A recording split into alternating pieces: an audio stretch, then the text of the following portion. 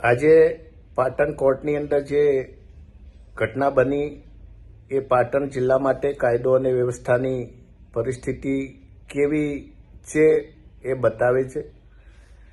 એક વ્યક્તિ દ્વારા ખુલ્લેઆમ કોર્ટની અંદર પ્રવેશી અને જે વકીલ બાર રૂમ કહેવાય બાર રૂમની અંદર સૂતું ધારિયાનો ઘા કર્યો।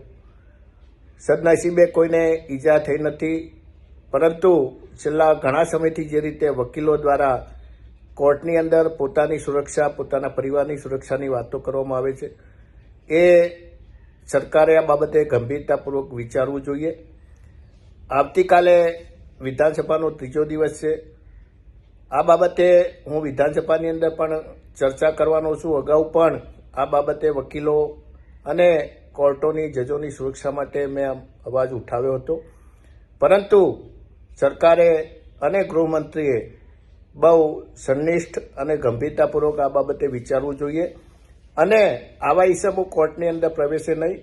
કોર્ટની સુરક્ષા એ બહુ મહત્વની છે અને કોર્ટની સુરક્ષા સાચવવા માટે સરકારે માત્ર વાતો નહીં, કોઈ નક્કર કામ કરવું જોઈશે।